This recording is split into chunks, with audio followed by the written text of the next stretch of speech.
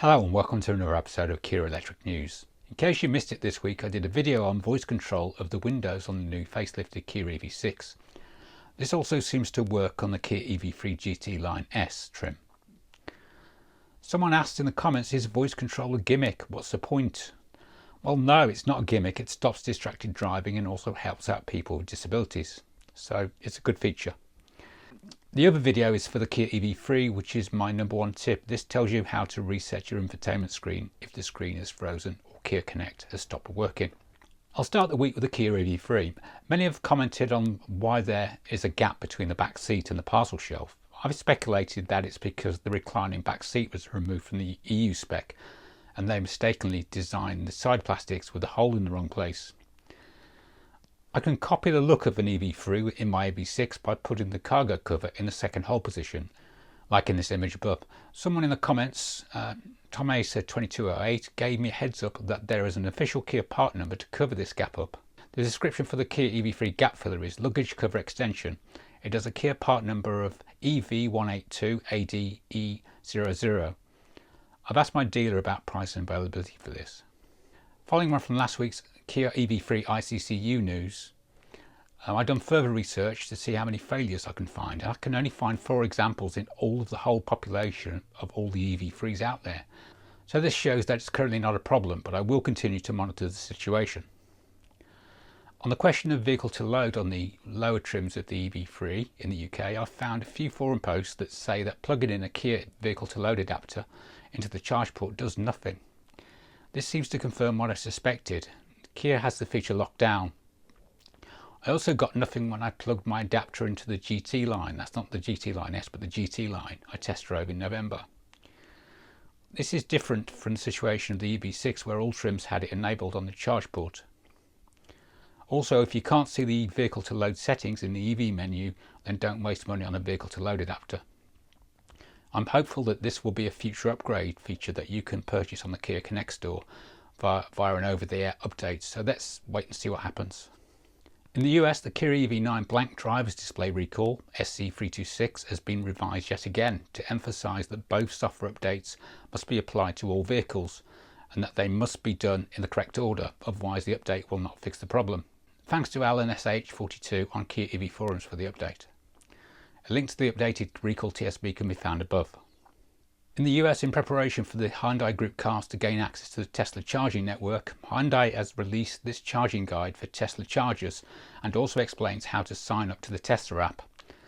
It also explains parking etiquette for parking your car when charging with the charge port on the right hand side. This information may also be of use to other drivers around the world, so I will put a link above in the video description.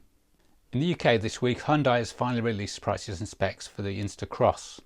This is the top of the trim Hyundai Inster.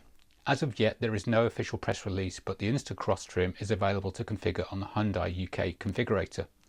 It will start from $28,745. Highlights of the Cross trim include blind spot collision avoidance assist, blind spot view monitor, surround view monitor, parking collision avoidance assist, reverse parking collision avoidance assist, electric sunroof opening. But if you require vehicle to load and digital key, then that's an extra £500 on top. So a fully loaded Inster Cross trim comes in at quite an eye-watering $29,245. What does everyone think? This week Genesis unveiled its GV60 Facelift. This is the sister car to the EV6 and the Ioniq5, marking the first comprehensive update since the debut of the GV60 in October 2021. The enhanced model boasts a robust and modern exterior, which showcases Genesis's athletic elegance design philosophy, while the high-tech interior embraces Genesis' signature beauty of white space concept. At the front, the new GV60 sports a redesigned bumper with a dynamic three-dimensional shape that delivers a strong and bold impression. The headlights now offer enhanced lighting performance with a micro lens array, or an MLA technology, first seen on the flagship G90, illuminating the brand's iconic 2 lines design language.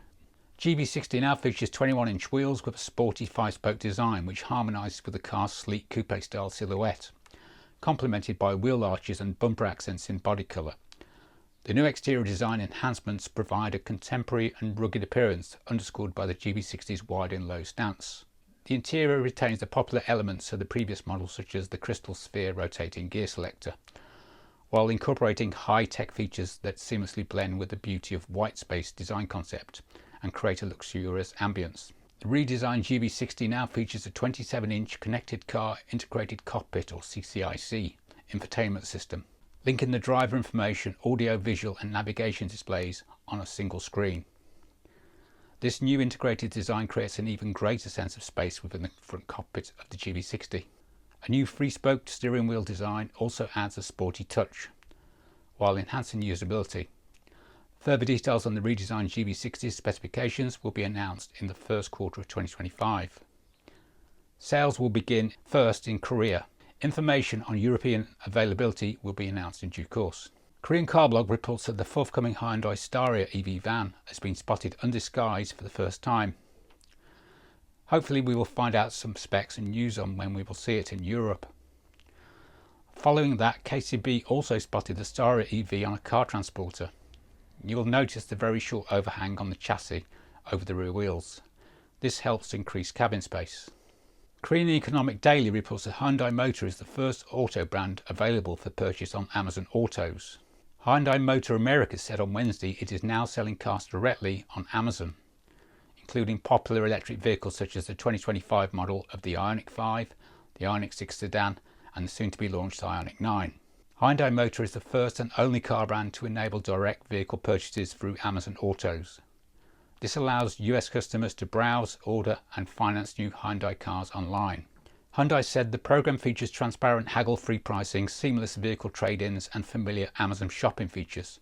Customers can select their preferred car, secure financing, complete paperwork online and schedule pickup at participating dealerships. This week Hyundai India released a new Hyundai Creta EV interior video. It's got a very nice interior, but I also noticed it's got the older Generation 5W head unit like the Hyundai Inster, probably to cut costs.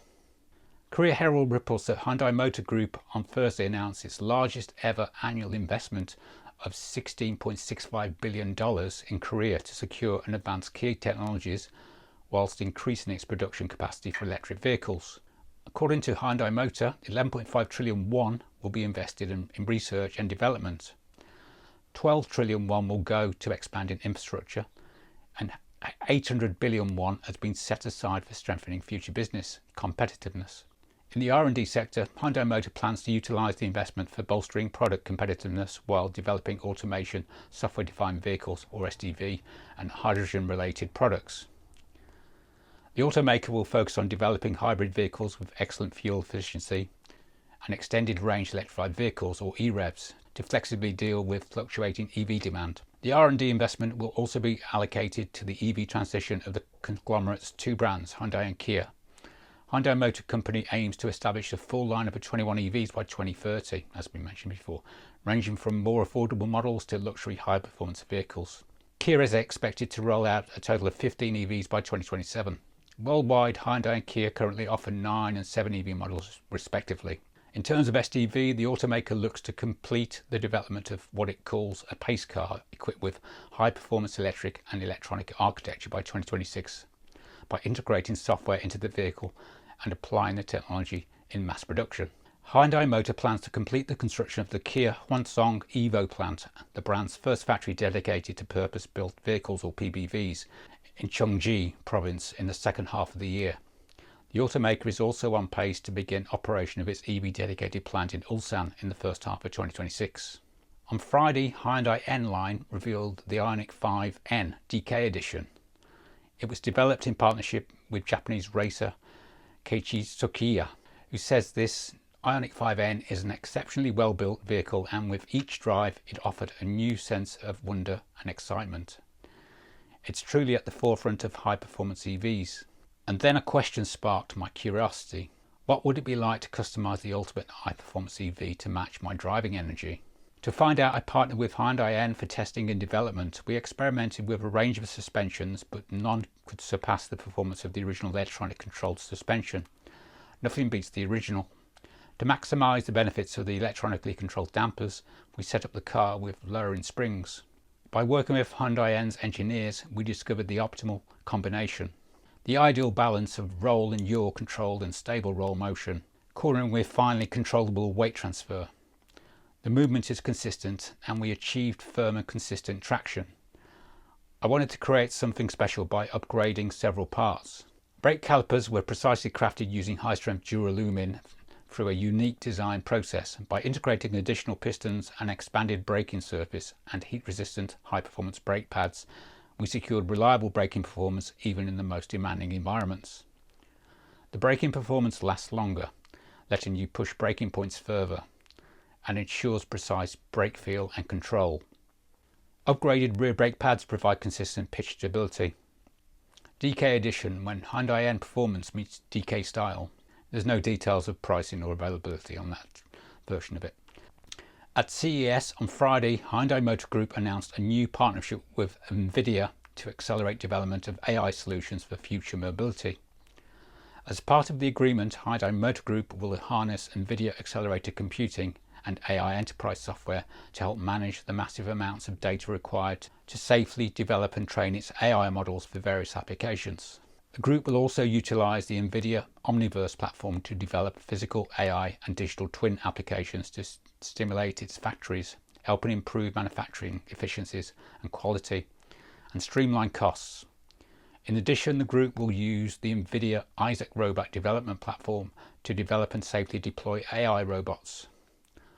Both parties will also work closely to create virtual simulation environments for safe and reliable autonomous driving technology and robotic systems. And finally, this week Hyundai Mobis did its first public reveal at CES of its holographic head-up display.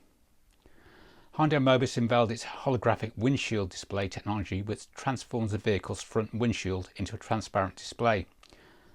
Embedded with this holographic windshield display, Kia's electric vehicle EV9 offered a unique user experience, a live demonstration to CES 2025 visitors. Recently, the in-vehicle display market has been shifting towards user experience innovation. For instance, towards a large screen high-definition graphics, new technologies including 3D and AR, that's augmented reality, and a privacy mode.